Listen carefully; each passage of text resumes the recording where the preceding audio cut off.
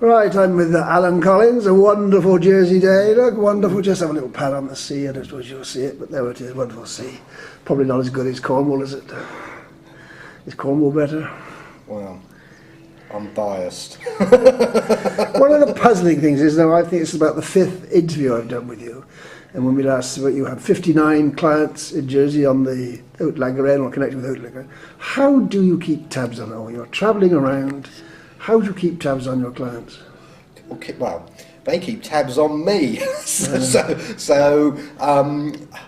think by and large we keep tabs on each other. You know, I sort of somewhere in the depository of my brain remember what their case is about and who they are and what the issues are, and I try and maintain regular contact and so on. And so I'd like to think that we develop a good working relationship, and that way they keep tabs on me and I keep tabs on their Following case. our last meeting, the inquiry, the public inquiry was just starting.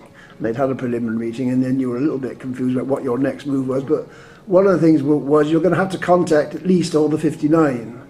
Did you have to do that? I wasn't, I suppose, technically obliged to do that, but I felt morally obliged to do so. Right.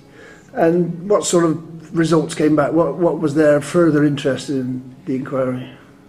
By and large, my understanding is, or my take of the situation is, that many victims have had enough, understandably so, and do not want to participate in the inquiry in one shape or another. They've been through a lot, many have had to give evidence at the Royal Court, and we've had to go through the battle to get compensation.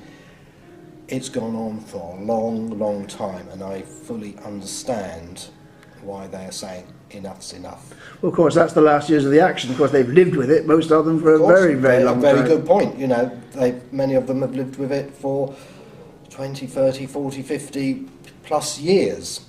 So that's, Micah, is a very, very good point, and we mustn't lose sight of that. Others are not too sure about what they ought to do.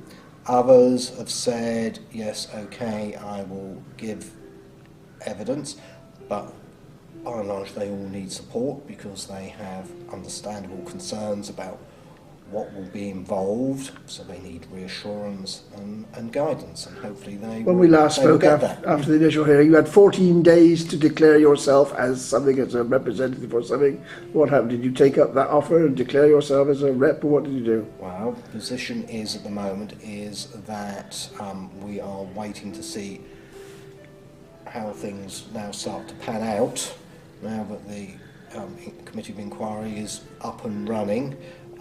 Your guess is as good as mine as to, you know, how it's really all going to work and how involved and complex it is going to be, because I think that will be determined very much by the numbers of witnesses that come forward. It looks a bit low-key at the moment. I went the other day and they had a press room there, but they said they had no accredited press. Anybody could use the press room. So it doesn't sound as though there's a great deal of interest even from the press.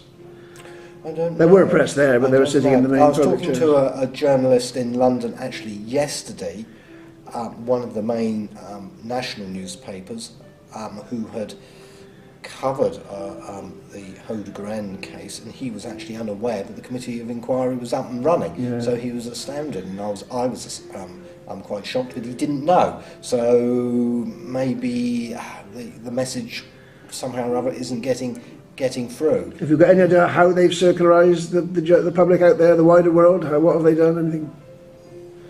Well, I understand that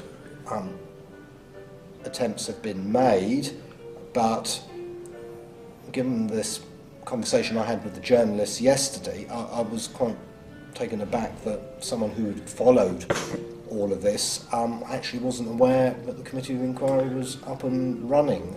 So now he knows. So I think there needs to be some more of that. Well, the inquiry is advertising again for witnesses to come forward, or people with interest in the matter or knowledge about the matter. So what they're going to do, how they're going to do that, I don't yet know. But it's a worldwide remit, as we just suggested before. They could be in Australia, couldn't they?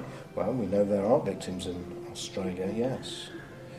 Your 59 clients, Are they, any of them, coming over from outside of Jersey to address, or will they be I don't interviewed? know. I really don't know what's going to happen. I don't know who is going to give evidence yet. I think it's still early days. Were you surprised at that initial judgment that was given by the chair in response? They had quite vigorous pleadings from the health department and the police departments about not releasing files. Did that surprise you, their attitude, or was that par for the course? Well, if there's going to be, if this inquiry is going to do what it's set out to do, it's going to need to have a full cooperation and access to everything.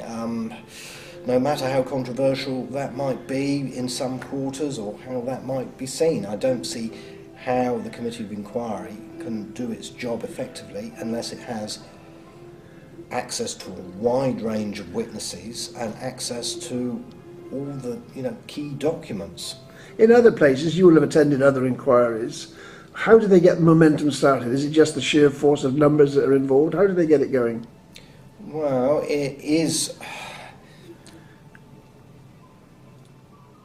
necessary, in my experience, for there to be that common will, as it were, this desire amongst all the parties, if that's the right way of putting it, for this inquiry to happen, because you do need that. You need people willing and able to give evidence. You need